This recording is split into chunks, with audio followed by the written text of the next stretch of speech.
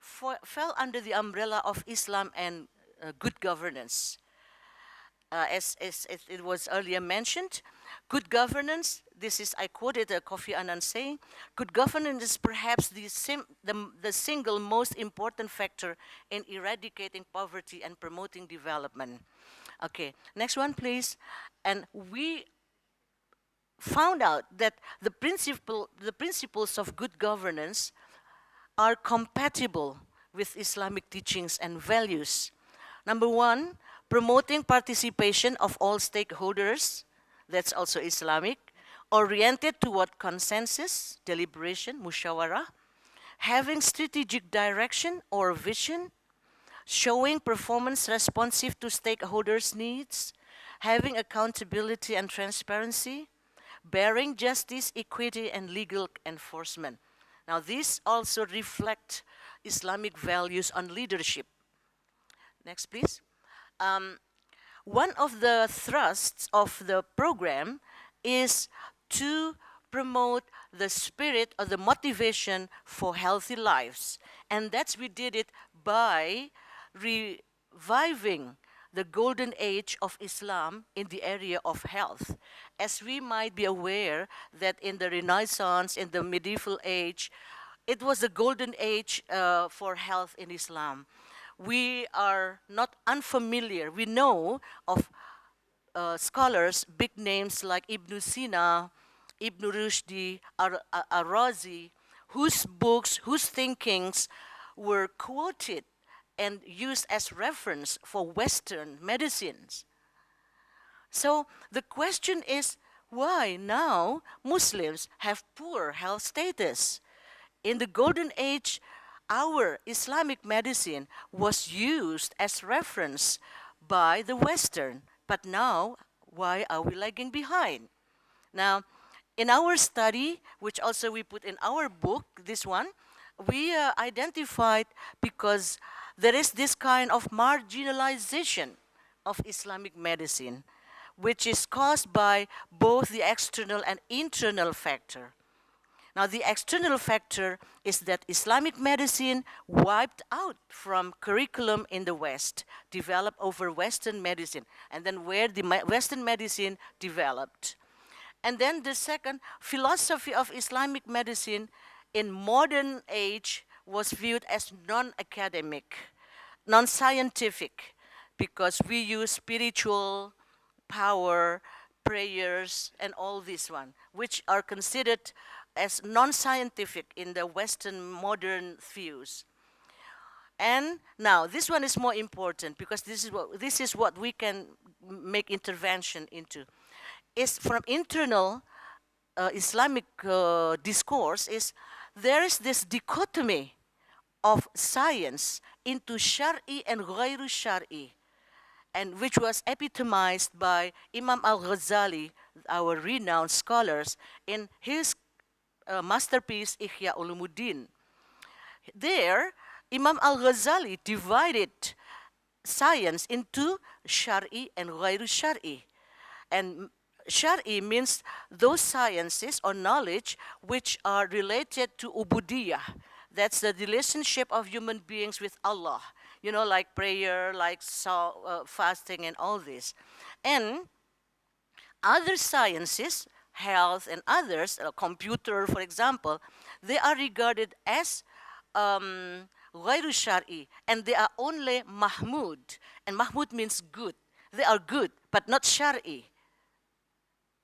And that is the beginning why in our world, the Muslim world, sciences and knowledge related to worldly life are less valued than sciences like fiqh, tawhid, tafsir, hadith, and so on. Now, next one, please.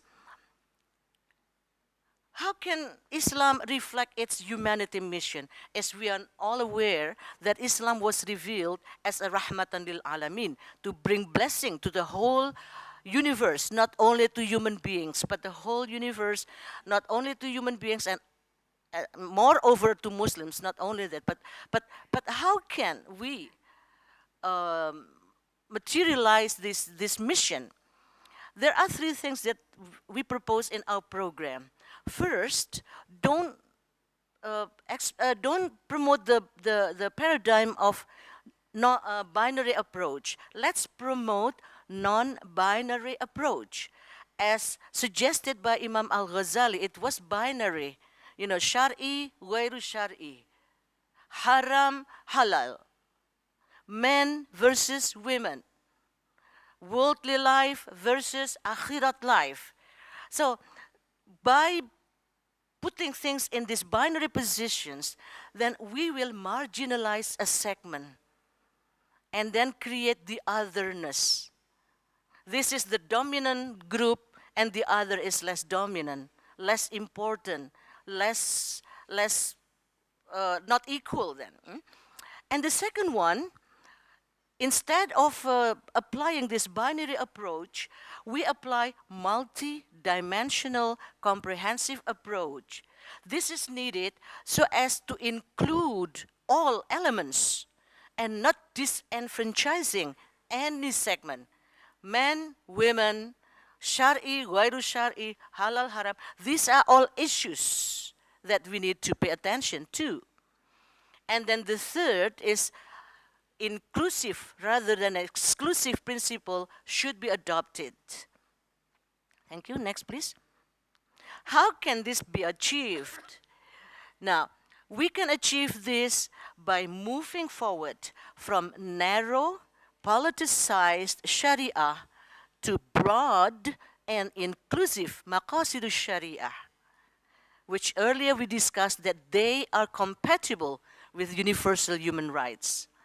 The second is by harnessing pivotal roles of religious leaders in humanitarian issues such as health, education, welfare, and so on, and not only theological or ubudiyah issues. Religious leaders need to engage themselves on all humanitarian issues, not only theological or ubudiyah issues. And in our program, we try to facilitate this promotion of religious roles through texts, books, and khutbah Jum'ah that we prepared.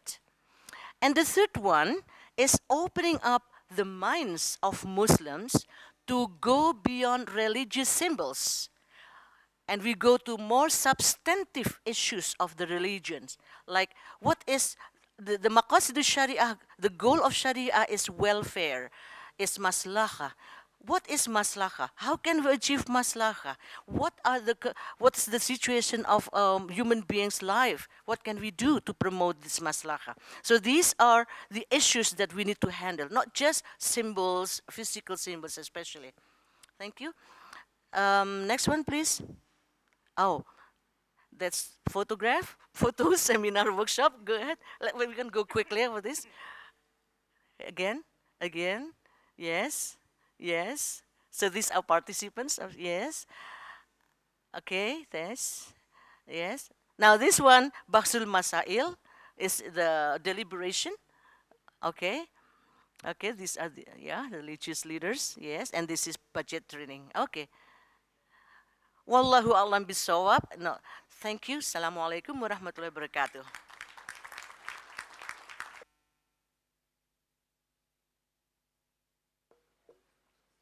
Thank you very much.